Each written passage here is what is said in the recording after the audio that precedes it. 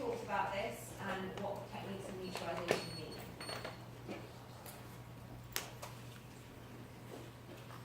West?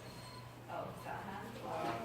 I'm trying to think what exactly I have a rough idea of it. Okay. There is techniques of visualization that what they have to do with, say, for example, I remember the slide with the series that wasn't even from why someone was committing a crime, like, I had this choice or doing it for this reason. Absolutely, yes. We do have a slide which, as Wesley said, talked about the reasons people give for having committed a crime. So it's slightly different from saying the causes of crime. It's more about the stories people tell themselves about why they committed a crime. Those are two different things. The actual causality of crime and the story someone tells after the fact about the causality of crime might be different. But neutralization theory, so neutralization is another word for rationalization or justification. So it's kind of the self-stories we tell ourselves to rationalize our bad behavior after the fact. And there's 5 techniques. And this question is trying to assess, do you know what those 5 techniques are? Do you know this whole idea about rationalization?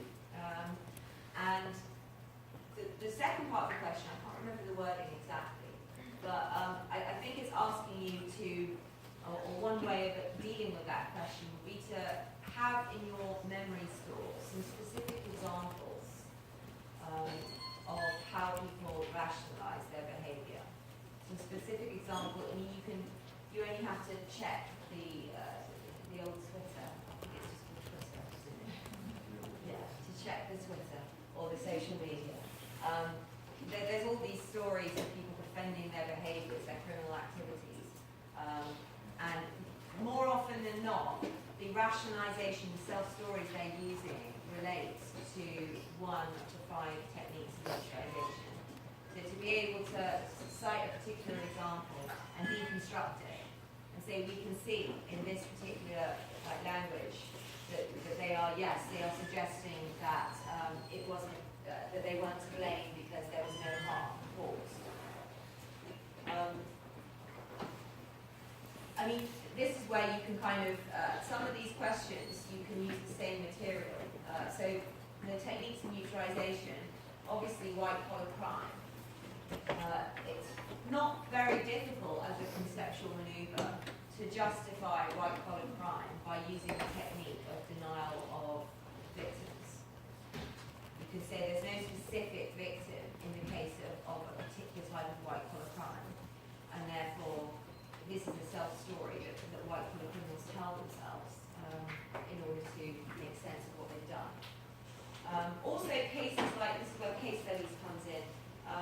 Many terrorist actions, and terrorism is a dodgy word, it's not very precise, but let's say, I don't know, religious fundamentalism.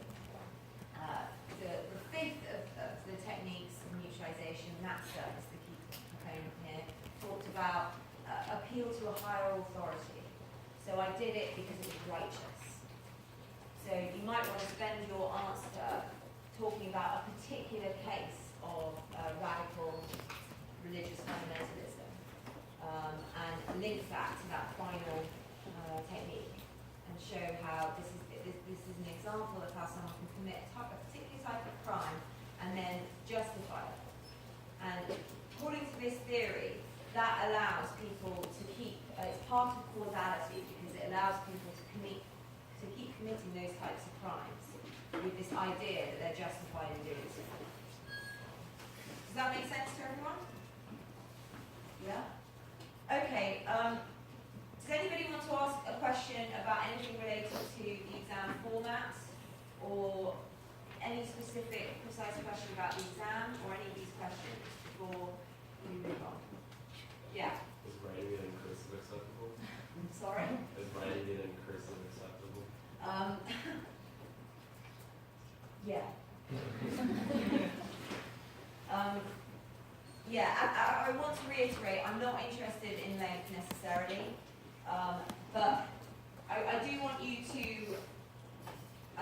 put some effort in, and that's one of the reasons why I don't let people leave within an hour. In my first semester, I let people leave when they're finished, and obviously some people left after 15 minutes, which is just the way people roll sometimes. That's not going to happen this time. Partly for distraction and partly because I want to know what you think about these things, and I want to gauge whether you have actually grasped these concepts. And during class discussion, there has been, people have challenged some of these ideas, and that's what I'd like to see.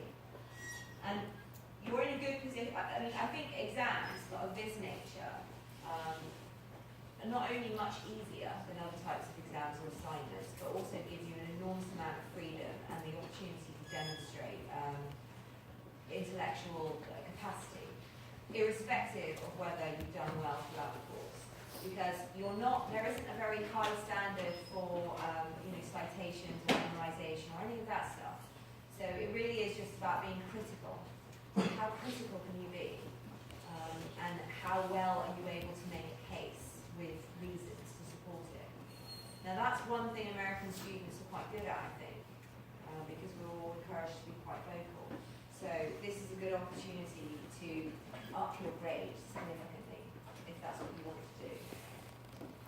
Okay, in the remaining few minutes,